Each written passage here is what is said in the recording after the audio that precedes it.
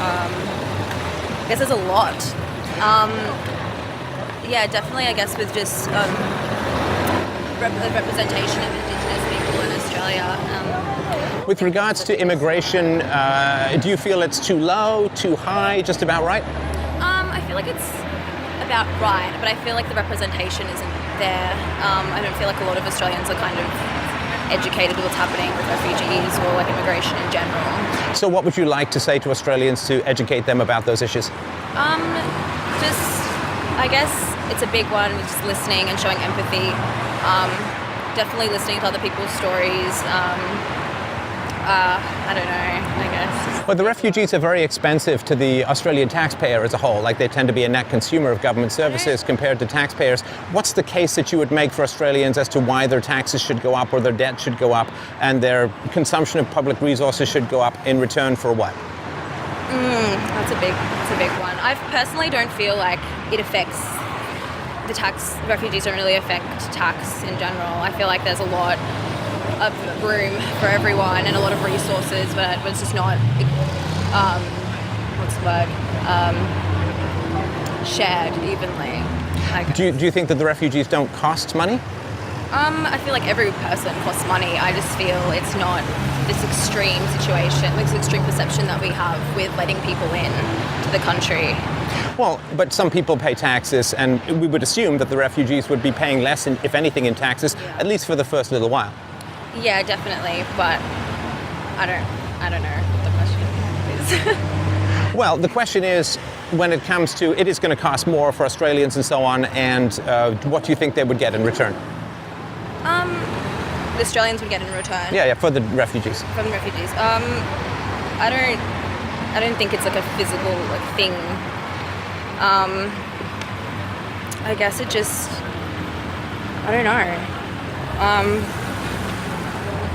Sorry, I'm so put off. No, that's fine. Listen, I really appreciate your time. Wow. Thank you. It's a good question though, right? It's tough to answer. Thank you very much for your time. Appreciate it. Hannah, I'm Stefan. So we're just in here and we just wanted to know what you think is the biggest issue facing Australia at the moment in terms of politics. Well, I guess it always is equality. Equality how? Oh, that, everybody has the same sort of standard of living and opportunities.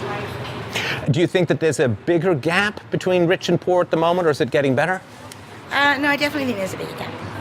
Do you think that bringing in a lot of immigrants who maybe don't have skills, don't speak English and so on, is that increasing, do you think, or decreasing the gap? I think that this country was founded on immigrants, so it's not really fair for us to say that people from other countries can't come here, because that's how we were founded. So it's like me as a white woman, I'm quite privileged to be here, but my ancestors obviously came and stole this land in one way or so another. The argument is that because white people stole the land from the indigenous populations, that you can't ever say no to people who want to come to Australia? Absolutely. How many people in the world do you think would like to come and live in Australia? Like when you think of like India and other places where they're really poor, how many people in the world, 6 billion, 7 billion people in the world, how many of them do you think would like to come and live in Australia? I couldn't possibly put a number on it. But it would be a lot, right? It would be billions of people who'd want to come and live. I think we're very lucky, and I think we have a lot of opportunity, and we have a lot of land. That is also a lot of land that isn't inhabited. And it's not being used for anything. So if you were in charge of government, let me ask you this. If you were in charge of government, what would be your upper limit for the number of people who could move to Australia from the world in any year? I couldn't give a number because I don't know how many people. I don't know. I couldn't give you a number. Well, right now it's about 190,000 coming in a year in a population of 25 million or so, 25 million, I think. So would you increase that? I think we should let more people in, definitely. But I think that we need to treat them better when they arrive. How so? I don't think that, I'm a primary school teacher by trade. I don't think that it's fair that children are separated from their parents who are refugees, and I don't think that refugee camps have the resources. We don't provide refugee camps with the resources to accommodate people properly. Right. So And as a you primary, shouldn't- you sorry to interrupt, as a primary school teacher, do you teach the children that the land was stolen and it's not particularly legitimate for them to be here? Well, that's two different things.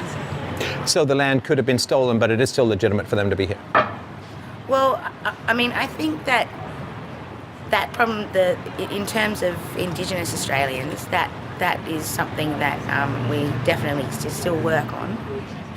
It's weird, but in the same sentence, there is enough space to have other people.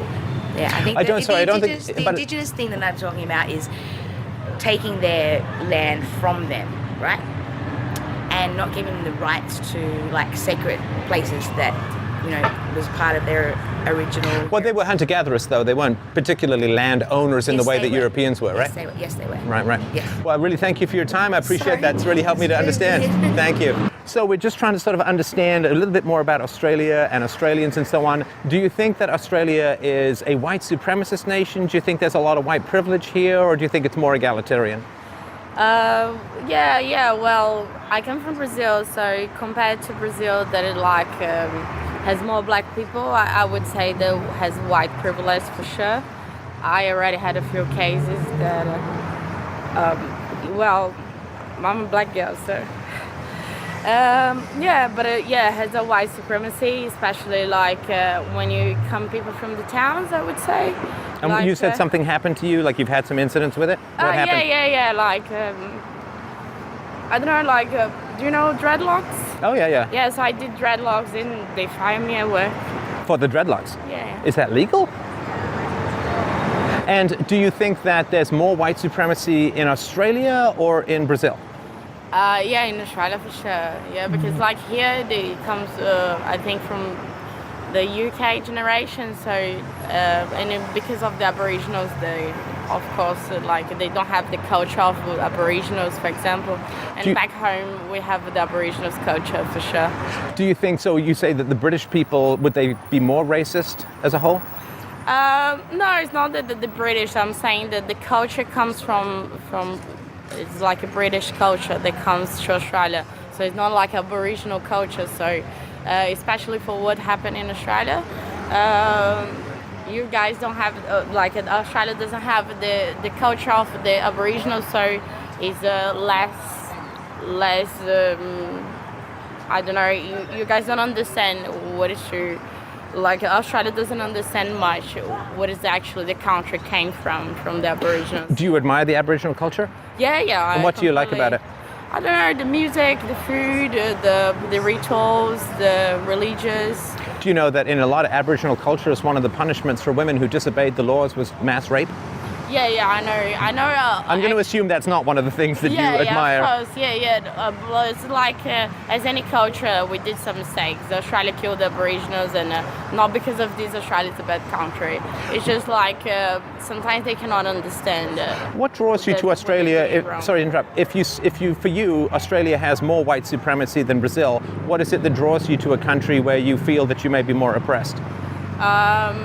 Well, I don't understand your question. So sorry. I asked, so you say that there's more white privilege or white supremacy in Australia as opposed to Brazil, but you moved to Australia. It seems odd if there's more white supremacy that you would move to Australia. Yeah, of course. But it's I didn't move to Australia because of this. And I didn't expect to have these problems here. I thought there was a really well culture that everyone is welcome and come here and see, for example, the LGBT.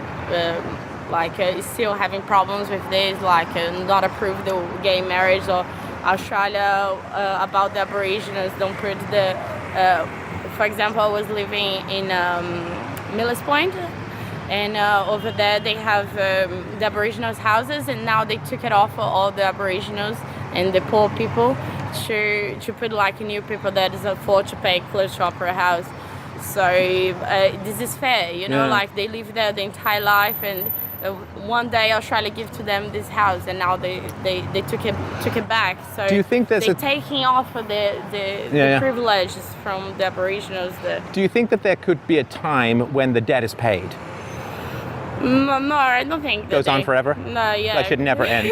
Like it should never end. Yeah, like yeah. our grandchildren's grandchildren should still be paying tens of billions of dollars a year to the Aboriginals. No, like I don't know. Like need to change the culture. It's not about pain. It's about No, it is kind of. There's accepting. lots of money goes from the whites to the Aborigines, right? Yeah, of course. Should but, that go on forever, or should that ever end? Do you think? I actually need to analyze the cases because, like, back home we have codes, but it's not fair as well because, like, you pay university for the Aboriginals and you pay for the black people, and like sometimes they have money and they have everything they need, so it's actually a case to analyze. You need to see what is the gaps in the Aboriginals, if they have support, where is missing the support, is money that they're gonna help, but they need like a school for them, because it's actually like no money going to them, because like back home we have money coming to the Aboriginals, but it's not enough. But I'm sure that here in Australia is not the case. All right. You have money to pay the Aboriginal, but they need is a random question. All right. Well, thank you very much for your time. I really appreciate it. It was most enjoyable. Thank you. Thank you so much for taking the time today. We just wanted to know what you think the biggest issues are in Australia these days. Oh, okay. No pressure. Just go. I think one of the biggest problems is probably racism and the stereotypes that are associated with that. I feel like a lot of people kind of just see from the outside, especially for me, like I grew up in the West and now moving into, I guess, into the city and into the inner West, you can see a whole cultural difference. I guess because of the lack of multiculturalism in the city, and I guess the high schools that were around here, like growing in the West, there was obviously very multicultural, and yeah, it's just interesting to see people my own age especially, and just like the kind of lack of like cultural sensitivity and awareness. Right. So racism is one of these words I always have trouble understanding because a lot of people use it in a lot of different ways. So what's your definition? I think it's a contextual thing. I think as long as someone is offended by the outcome of something you've said, it's completely valid if they kind of accuse you for being racist or making a racist Okay, comment. so if I say, like if I'm offended by something like white privilege, Yes. then whoever uses the phrase white privilege is racist? I would say so. I mean, like, or even in the context, say if someone of a particular race isn't present and there's no one, I guess, to out you in that situation, that it doesn't mean that it's not, like... But people can be offended unreasonably, right? So how do you know if the offense is reasonable or not? I mean, that's the problem then. It's always, like, predisposed. It's what... And also, I'm also concerned, I'm sorry to spat me, I'm also concerned that if we say that to be offended is a big problem, then we're kind of giving a big tool to people who pretend to be offended to then cause trouble, rather than who are genuinely that's offended. Right. I feel like for me, I always would put priority to minority groups, I guess. Maybe Oh, like the whites in South Africa? Yeah, I guess so. Because they're the Any minority, right? Group, yeah. Do you think that being in the minority gives you kind of a leg up in terms of cries of racism? In other words, do you think that if you are the majority, you are always racist in a disagreement with a minority? Always racist? Yeah. I mean, well, that just comes through you not being able to understand where they're coming from. So then being the majority, you can't place yourself into what a minority is thinking or what they've been through. So that, again, that would apply in any context as well. Right. Now, with regards to immigration, would you say that immigration to Australia running about just a little under 200,000 a year, do you think that's too low? Do you think that's about right? Do you think it should be higher? I think it should be higher. And why is that? Well, coming from a family, an immigrant family, and a family where my parents came here fleeing a war. From where? From Iraq. Oh yeah, okay. So Wait, the war? The 2003 invasion? Yeah. So they were My fleeing. sympathies for that, by the way. So that's what they were fleeing, and I can say that, like, my family and extended family contributing to the community here as much as anyone else is, but then people wouldn't really know that. Like, when I talk or converse with my friends, they would be like, oh, taken back by that, because they think I might be, like, loud and proud about it. But, like, no, like, we're completely... But there are a lot of immigrants and refugees who aren't contributing in a net sense to the Australian economy.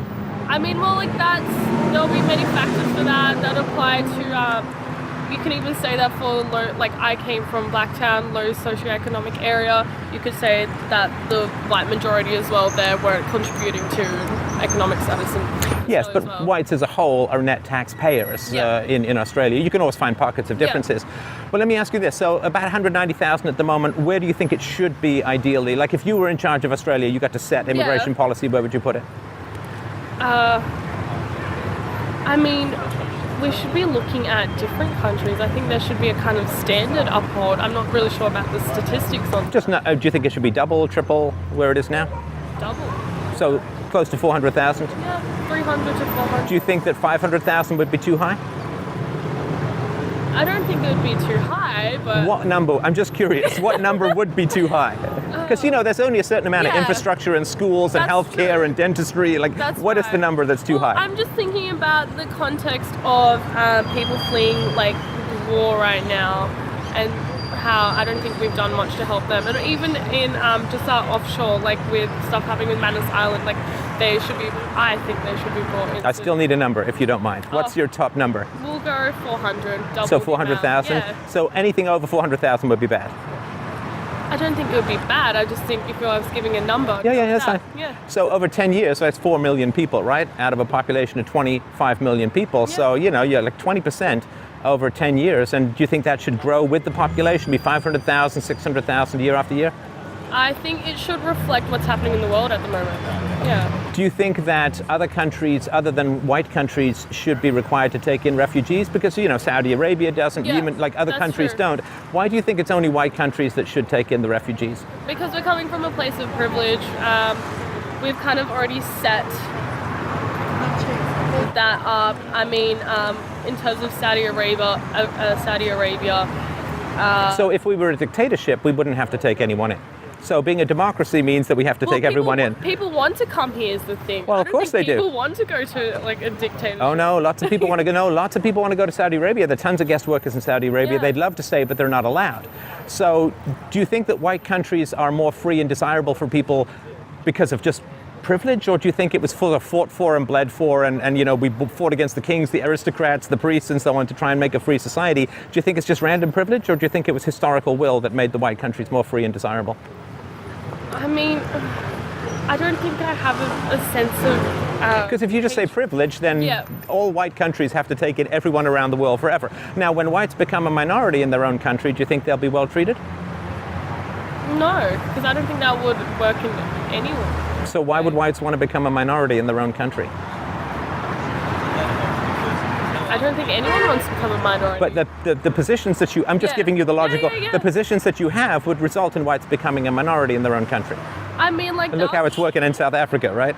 That would be interesting because coming from a minority myself. You fled being a minority in Iraq, right? So why would you do you think there would be any sense or reason for whites wanting to become a minority in their own countries? No, but it would just be interesting for the fact that I guess people who will never understand will understand what it's like to be a minority, to come from. But it's bad, right? Family. It's bad. So why would whites want to become a minority? But you are wishing it. You are wishing it upon the whites in Australia.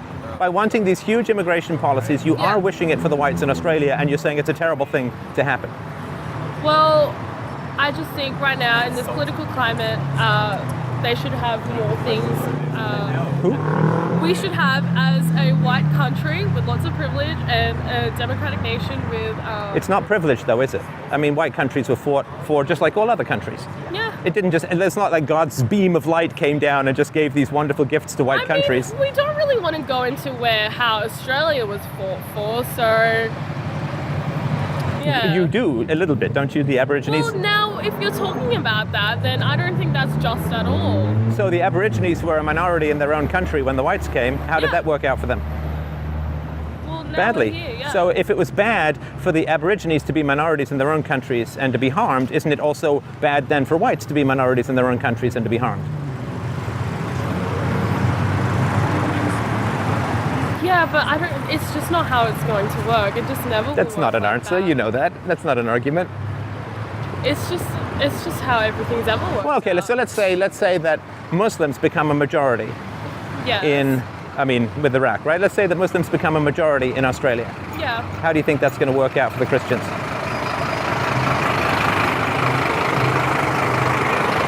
See, it's such a hot debate, they have to send the fire engine.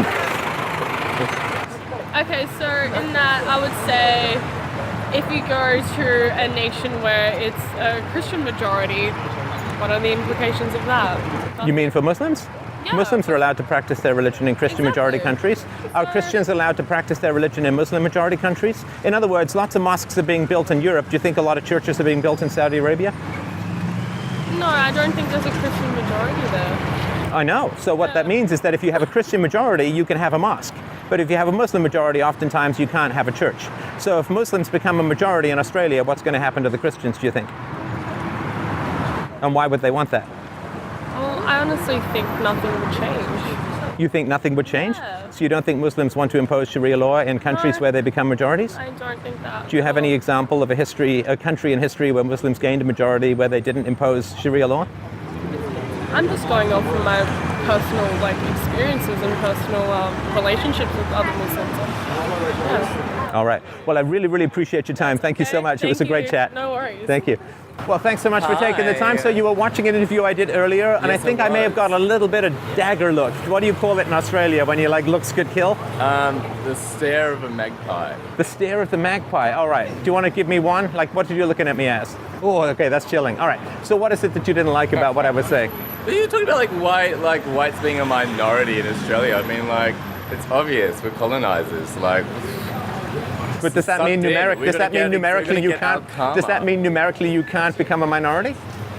It's I just don't see the world that way. I don't know. I don't see myself as a minority because I'm not solely white. I'm a person, and I come from the love tribe of the world. You come from the love tribe of the world. Yes. Do you think that's a majority tribe or a minority tribe these I days? don't see a distinction. Right. So do you think that immigration But there should is be as much as Australia could possibly handle? There's You billions of can't people just who want to ask live in me about Australia, right? Immigration, it's the most complex thing. It is and it There is isn't. plenty of land in Australia. Yes, okay.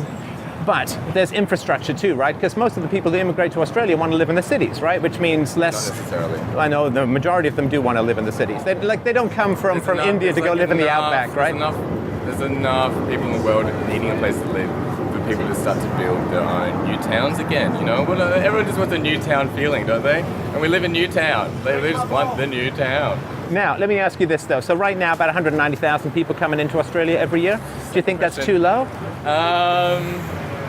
Look, you just ask me questions about immigration to do with I guess your angle is that there's too. You kind of No, don't try to read my mind. Just tell me what you think. Should it be higher than 190,000? Should it be lower? Is about right? Australia should be wide open to whoever needs to escape difficult conditions that they're living in to come to a country that's kind of free. All right. So would you say 1 million, 2 million a year? I'm not going to give numbers. I'm just saying. But more. Now, what if well. those people came from Muslim countries? What if they were majority Muslims or they were Muslims? Do you think that would be any challenge for you? I'm not there is no challenge. It's diversity, biodiversity. Biodiversity, do you think that Islamic law or Islamic practices would have any challenge for your lifestyle?